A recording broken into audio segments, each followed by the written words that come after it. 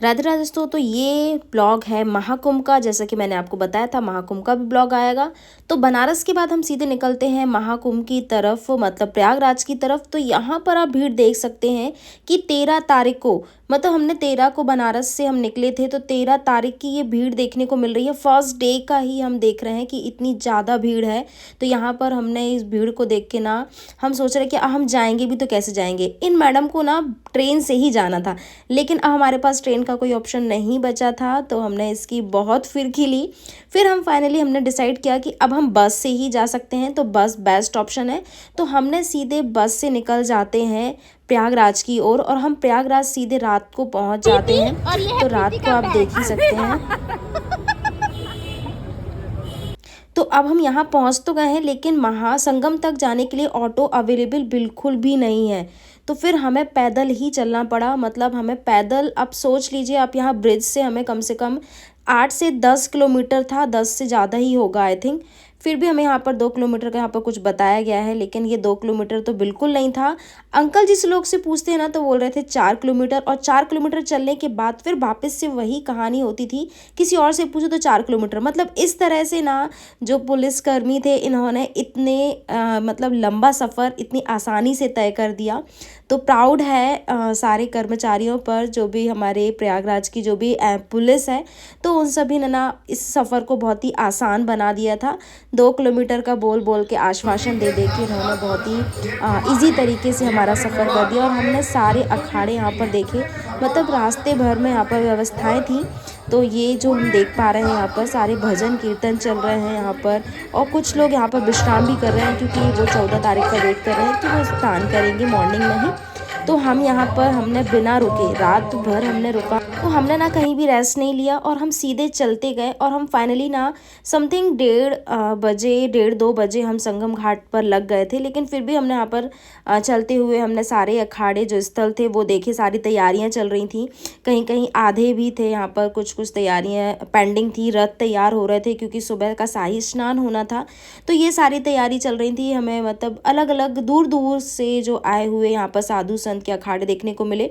और यहाँ पर चाय प्रसादी की व्यवस्था थी कि कोई भी भूखा प्यासा नहीं रह सकता है। तो यहाँ पर देखिए ठंड ज़्यादा थी, तो चाय भी यहाँ पर सभी को दे रहे थे यहाँ पर। और देखिए भजन का आनंद लेते हुए इसी तरह से पता नहीं चला कि शाम के 6 बजे से रात के 2 कब बज गए। हमारे चलते चलते ही रास्ते का इस भव्य नज़ारा देखते हुए हम आगे बढ़ते गए, और हमें सफ़र का बिल्कुल भी पता नहीं चला।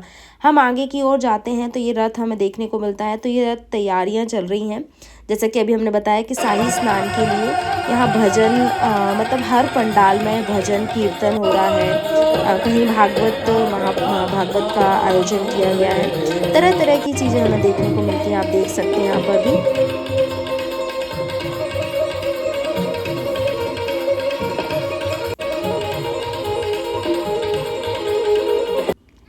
फिर हमें यहाँ पर बर्फानी धाम देखने को मिलता है, जो कि हमारे इंदौर शहर से ही आया हुआ है। तो हमें देखकर थोड़ी सी खुशी हुई। फिर यहाँ पर देख रहे हैं कि यहाँ पर अभी खाली है, क्योंकि यहाँ पर अभी तैयारियाँ चल रही हैं। आई थिंक 14 के बाद होगी यहाँ पर। अब हम यहाँ पर कई तरह के जो बाबा हैं, बाबा अखाड़े वाले बाबा से मिलते हैं। मतलब इन सभी का हम आशीर्वाद लेते हैं, क्योंकि बड़े दूर दूर से आए हैं। माना जाता है कि सिर्फ महाकुंभ में ही अपना दर्शन देते हैं, उसके बाद ये पता नहीं कहाँ जाते हैं। तो ये सौभाग्य भी हमें प्राप्त हुआ। ये मतलब हम सभी अखाड़े में जाकर हमने सभी से आशीर्वाद लिया, सभी बाबा के पास गए। और ये बाबा तो एक पैर पर खड़े हैं। उनका कहना है कि मैं कम से कम 2 से 2.5 साल से यहाँ पर एक पैर पर ही खड़ा हूँ। तो ये भी बहुत बड़ी एक बोल सकते हैं कि आस्था होती है, बहुत बड़ी समाधि होती है, कि एक व्रत ही है कि एक पैर पर खड़े हैं। हमें तरह तरह के जो हैं साधु जी लोग देखने को मिले। कुछ यहाँ पर बिना वस्त्र के हैं, तो कुछ रुद्राक्ष की माला सर पर लगाए हैं, तो कुछ कांटे पर लेटे हुए हैं। तो इस तरह से हमें बहुत सारे साधु जी के दर्शन हुए। तो ये नर्मदा तट सुंदर धाम के भी दर्शन होते हैं। तो ये सारे अखाड़े ना तरह जो भी दूर दूर से जो लोग आए हैं, उन्होंने ये आयोजित किया गया है। मतलब ये प्रसाद यहाँ पर दे रहे हैं। गर्मा गर्म दाल चावल की प्रसादी लेते चलो भैया। तो प्रसाद खाते खाते हम आगे का सफ़र और तय करते हैं। चाय पिया, प्रसाद खाया, इस तरह से हमारा सफ़र बहुत आसानी से कटने वाला है और हम हर हर गंगे का नारा लगाते हुए लड़ते झगड़ते हम पहुँचने ही वाले हैं। तो ये हमें संगम का मंथन स्थल देखने को मिलता है। ये समुद्र मंथन द्वार हमें देखने को मिलता है, जहाँ की समुद्र मंथन हुआ था दानवों और देवताओं के बीच में। तो यहाँ हमें कुछ तरह से देखने को मिलता है, जहाँ पर सारा रूट बताया गया है। देख सकते हैं यहाँ पर ये सारे आपको दिए गए हैं किस दिन क्या रहने वाला है। और ये जो हमें देखने को मिलता है ना, ये हमें समुद्र मंथन देखने को मिल रहा है। यहाँ से ही हम अंदर जाएंगे संगम की ओर और ना यहाँ का आप नज़ारा भी देख सकते हैं, कितना प्यारा है। और ना अभी ना रात के 12 बजे हुए हैं और सच में ऐसा लग रहा है जैसे कि सुबह हो गया है, लेकिन हम ना मुहूर्त के हिसाब से यहाँ पर नहाने वाले हैं। तो देखिए, ये देखिए कितना प्यारा व्यू देखने को मिल रहा है। लग नहीं रहा है कि यहाँ पर रात हो चुकी, आधी रात हो गई है। तो संगम मंथन के द्वार से जब हम आगे जाते हैं तो हमें ठंडी ठंडी हवाएं मतलब महसूस होती हैं, मतलब संगम आने ही वाला है। बट यहाँ से भी अभी काफ़ी दूर है, क्योंकि यहाँ पर बहुत काफ़ी लंबा चलना पड़ रहा है। तो हम यहाँ पर अभी और भी चलने वाले हैं, क्योंकि हम लोग पैदल थे, ऑटो यहाँ पर नहीं चल रहे थे, तो हम सीधे पैदल पैदल जाने वाले हैं। तो यहाँ से भी हमें काफ़ी चलना पड़ता है। यहाँ से शायद कम बचा है ऐसा लग रहा था, फिर भी हम यहाँ पर चलते गए और चलते चलते हमें और भी पंडाल देखने को मिलते हैं। हम सोच रहे थे कि अभी हमारा संगम आ गया होगा, लेकिन नहीं, अभी हमें और भी पंडाल देखने को मिले। यहाँ पर हमने रथ देखे कि यहाँ पर सुबह के लिए रथ तैयार हो रहे हैं, तो हमने सभी रथ को देखे कि पूछा कि यहाँ पर कौन कौन से रथ जाने वाले हैं। तो ये सब बताए गए कि ये सब मॉर्निंग में जाएंगे, सुबह जो भी जब शाही स्नान होगा तो ये सब वहीं जाने वाले हैं। तो इस तरह से हमने सारे अखाड़े को कुछ इस तरह से देखा और फिर हमने यहाँ पर ये जो हमें फॉरेनर्स साधु भी देखने को मिले। यहाँ पर फॉरेनर्स से भी आए हुए हैं, बड़े दूर दूर से यहाँ पर हमें देखने को मिलते हैं। तो यह हमें मतलब एक अनुभव मिला, पहली बार था कि महाकुंभ देखने का मौका मिला। शायद मैंने ना कुंभ भी नहीं देखा था। तो यहाँ हम देख रहे हैं शाही रथ तैयार हो चुके हैं। यहाँ पर सभी साधु यहाँ पर 4 बजे स्नान करने जाएंगे, देन उसके बाद ही हम आम पब्लिक स्नान कर सकते हैं। ये आप देख सकते हैं यहाँ पर सारे रथों का निर्माण किया जा रहा है और साथ में यहाँ पर काफ़ी सारे फॉरेनर्स साधु भी आए हैं। और ये देखिए,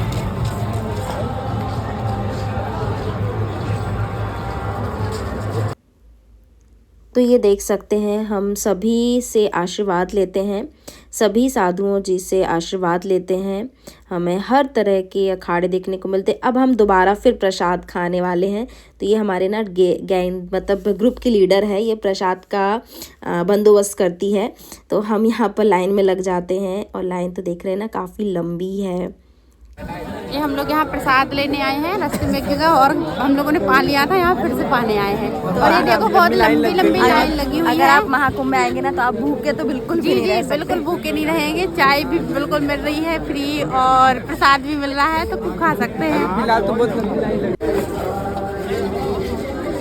खाओ प्रसाद। अब प्रसाद को लेकर हमें फाइनली यहाँ पर चलने के बाद पुल मिल जाता है, मतलब ये पुल है। तो अब हम ये पुल ना संगम तक ले जाने का है। तो अब हम फाइनल संगम तक पहुँचने वाले हैं। इतना लंबा सफ़र करने के बाद खाते पीते हुए हम अब पहुँचने वाले हैं संगम की ओर। अब हमें थोड़ा सा अच्छा लगा कि अब हम पहुँचने वाले हैं, क्योंकि ना हमने पूरी रात पैदल चलते चलते गुजार ली थी। बट कोई नहीं, गंगा मैया की कृपा से हम बहुत आसानी से सभी के सहयोग से हम यहाँ पर पहुँच पाए। तो बोलिए हर हर गंगे। तो इस तरह से हम पहुँच गए। तो ये सारी गंगा जी की कृपा ही थी। तो भीड़ तो देख ही सकते हैं। ये इस फर्स्ट डे का मतलब 14 तारीख की रात का सीन है, 12 बजे के बाद। यहाँ पर बहुत ही बुजुर्ग भी आंटी लोग आई हैं। तो संगम घाट हम पहुंच चुके हैं। अब हमें सिर्फ स्नान। तो ये आंटी लोग भी सुबह का स्नान करने का वेट कर रही थी, शायद इन्होंने स्नान कर लिया है। बट हम यहाँ पर मॉर्निंग का वेट कर रहे हैं कि 4 बज जाएं। तो हम 4 बजे स्नान करने का सोच रहे हैं। बट यहाँ पर देख सकते हैं आप क्या व्यवस्थाएं हैं। यहाँ पर देखिए सभी यहाँ पर सो रहे हैं, सभी स्नान करने का इंतज़ार कर रहे हैं। देखिए सभी मतलब अपना अपना यहाँ पर बसेरा सभी ने जमा लिया है। तो यहाँ पर ना बहुत ही आनंद की अनुभूति हो रही है कि कैसा लग रहा है मैम, आपको कैसा लग रहा है इधर पर आके? बहुत अच्छा लग रहा है, ऐसा लग रहा है यही तो बहुत ही ठंडी ठंडी हवाएं भी चल रही हैं। तो ये अब हम यहाँ पर संगम की तरफ जाते हैं। तो आप लोग बोल रहे होंगे अभी तक संगम पहुँचा नहीं। अब फाइनल हम पहुँच गए हैं। यहाँ पर देख रहे हैं मीडिया वगैरह देखने को मिल रही है। यहाँ भजन चल रहा था तो हमें बुंदेलखंड में भजन देखने को मिला, तो हम यहाँ पर बैठ जाते हैं। हमने भी यहाँ पर सुना और फिर हमने इनका सुनने के बाद फिर हमने भी गाया। तो ये तो बहुत अच्छा लगा उनको भी, मतलब सभी को देखकर अच्छा लगा कि हाँ हमारे ही कमेटी के लोग मिल गए, बुंदेलखंड के लोग मिल गए। तो बुंदेलखंड यहाँ पर भजन चल रहे हैं, आप देख सकते हैं। फिर हमने भी यहाँ पर भजन कुछ किए, हमने पर्सनली भजन किए क्योंकि अब सुबह का इंतज़ार कर रहे थे। 4 नहीं बजा था क्योंकि हम लोग 2-2:30 बजे पहुँच गए थे, तो हम 4 बजे का इंतज़ार कर रहे थे। तो हमने कुछ भजन करते हुए ही अपना समय काटा।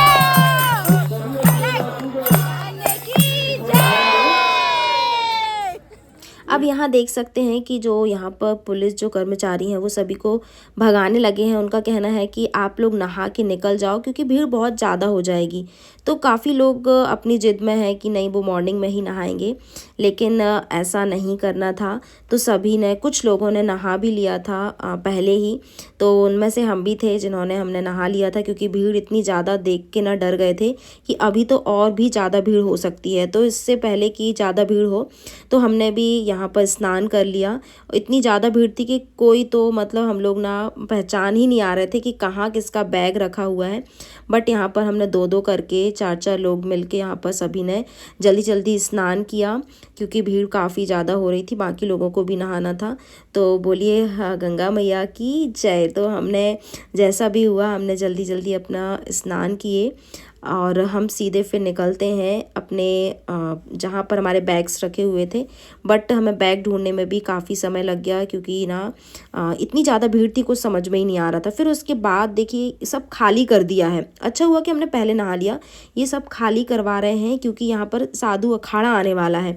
तो यहाँ पर पूरा जहाँ पर हम लोग नहा रहे थे ना वो सारा खाली करवा दिया है। फिलहाल हम शाही स्नान का वेट कर रहे हैं और साधु जी यहाँ पर आ रहे हैं। तो यहाँ ना सारे पुलिस ना सारी सिक्योरिटी यहाँ पर देखिए कुछ इस तरह से देखिए सबको भगा रहे हैं। ये देखिए पूरा रोड खाली कर दिया है, पूरा रोड खाली कर दिया और सभी को भगा भी रहे हैं यहाँ से। यहाँ तो कपड़े भी नहीं पहनने दिया है क्योंकि साधु जी आ गए हैं।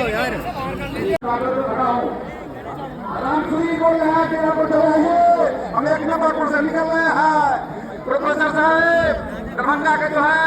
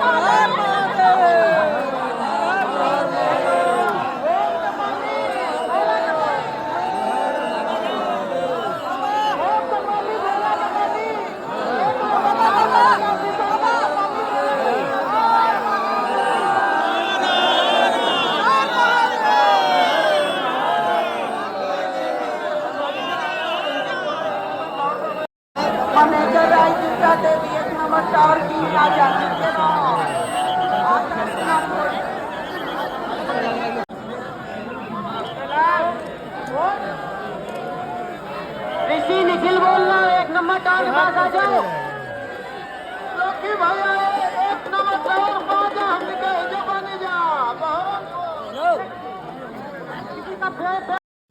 इस तरह से हमें शाही स्नान का भी सौभाग्य प्राप्त हुआ। हमने सभी संतों को देखा और फिर उसके बाद भी अभी भीड़ आ रही थी। तो आप देख सकते हैं कि इतनी ज़्यादा भीड़, अब हम जाने के टाइम पर भी इतनी ज़्यादा भीड़ थी। बेहतर था कि हमने पहले ही स्नान कर लिया। फिर हमने भी यहाँ पर सुबह प्रसादी ली और भी जगह पे प्रसाद यहाँ पर हमें देखने को मिला, तो हमने प्रसादी ली। अब हम जा रहे हैं घर की ओर, क्योंकि इतनी भीड़ में रुकना उचित नहीं है और आप नहीं रुक सकते क्योंकि सारी व्यवस्थाएं अस्त व्यस्त हो जाती हैं। तो हमने यहाँ पर जो यहाँ का फेमस है पेठा और यहाँ का जो प्रसाद है वो लिया। अब देखिए रेलवे स्टेशन में तो बड़ा महाकुंभ देखने को मिला। रेलवे स्टेशन में सेकंड डे इतनी ज़्यादा भीड़ है, तो सोचिए पूरे मंथ जितने भी तक महाकुंभ रहने वाला तब कितनी भीड़ होगी। तो देखिए ये रेलवे स्टेशन की भीड़ है और यहाँ पर भी ना आधे आधे लोगों को रेलवे स्टेशन पर पहुँचाया जा रहा है ताकि रेलवे स्टेशन में भीड़ ना हो पाए। और उसके बाद भी यहाँ पर ट्रेन भी चलाई गई है। अब देखिए सभी रूट के लिए ट्रेन्स भी है और यहाँ पर सारे पुलिसकर्मी लगे हुए हैं व्यवस्था बनाने में। तो यहाँ पर व्यवस्था भी काफ़ी बनाई जा रही है, लेकिन इतनी पब्लिक है कि कहाँ तक मैनेज कर सकते हैं। तो मुझे प्राउड है हमारी पुलिस पर।